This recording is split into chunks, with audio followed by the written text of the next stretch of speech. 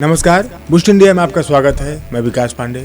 आज की इस सफलता की सच्ची कहानी में हम आपको भारतीय मसाले की फेमस कंपनी एमडीएच मसाले के मालिक स्वर्गीय धर्मपाल गुलाटी जी की सफलता की सच्ची कहानी बताने वाले हैं। हालांकि एमडीएच मसाले के मालिक धर्मपाल गुलाटी जी अब हमारे बीच नहीं है। 3 दिसंबर 1920 को धर्मपाल गुलाटी जी का स्वर्गवास हो गया, लेकिन उनकी सफलता की कहानी हम सभी के लिए बहुत बड़ी सीख है। मसाले किंग धर्मपाल गुलाटी जी जिंदगी में कई उतार चढ़ाव के बाद भी हार नहीं मानी। एमडीएच मसालों से आज हर कोई परिचित है। टेलीविजन में एमडीएच मसाले के ऐड में एक बूढ़े व्यक्ति को एक्टिंग करते हुए हम सभी ने देखा है। ये बूढ़े व्यक्ति कोई और नहीं बल्कि खुद एमडीएच के मालिक धर्मपाल गुलाटी जी हैं, जो कई सालों से कड़ी मेहनत के बाद इस मुकाम पर पहुंचे। आपको बता दें कि एमडीएच मसाले के फाउंडर और सीईओ धर्मपाल गुलाटी जी 2020 तक भारत के एफएमसीजी में सबसे ज्यादा कमाई करने वाले सीईओ थे, जिनकी सैलरी 25 करोड़ से अधिक थी। लेकिन हाल ही में 98 की उम्र में 3 दिसंबर को दिल का दौरा पड़ने से उनका निधन हो गया। धर्मपाल गुलाटी जी का जन्म 27 मार्च 1923 को ब्रिटिश कालीन शासन में पाकिस्तान के सियालकोट में हुआ था, जो उस समय भारत का हिस्सा था।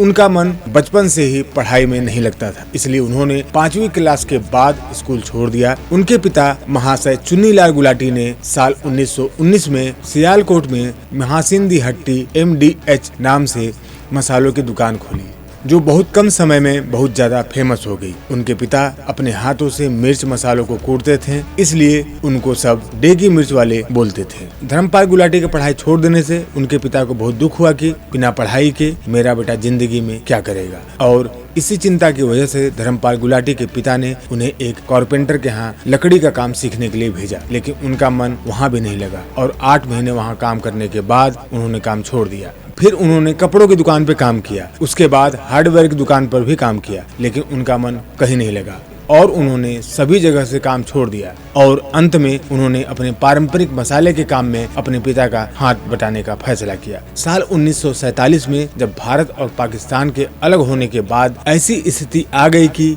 उनके परिवार को अपना सब कुछ छोड़ के भारत आना पड़ा और जैसे तैसे दंगों से बचकर वे 7 सितंबर 1947 को अमृतसर से एक रिफ्यूजी कैंप में पहुंचे, जहां कुछ महीने रहने के बाद वो 27 सितंबर 1947 को नौकरी की तलाश में दिल्ली रवाना हो गए। पाकिस्तान से भारत आते समय उनके पास सिर्फ 1500 रुपए थे। उन 1500 रुपए में से 650 रुपए का उन्होंने तांगा खरीदा और न्यू दिल्ली से लेकर कुतुब रोड तक 2 रुपए प्रति व्यक्ति के किराए पर तांगा चलाना शुरू कर दिया। लेकिन इतने कम रुपए में उनके परिवार का भरण पोषण नहीं हो पाता था और हालात ऐसे थे कि कभी कभी तो 2-3 दिन तक कोई कस्टमर ही नहीं मिलता था और आखिर 2 महीने बाद उन्होंने ये काम बंद कर दिया। अपना तांगा और घोड़ा बेचकर उन्होंने अजमल खां रोड पर करोल बाग में एक छोटा सा लकड़ी का खोखा खोला, जिसका नाम उन्होंने महसिंदी हट्टी एमडीएच रखा और अपने हाथों से मिर्च मसालों को कूटने और बेचने के काम शुरू किया। उनके मसालों की क्वालिटी को देखते हुए बहुत कम समय में उनका नाम करोल बाग की गलियों में गूंजने लगा।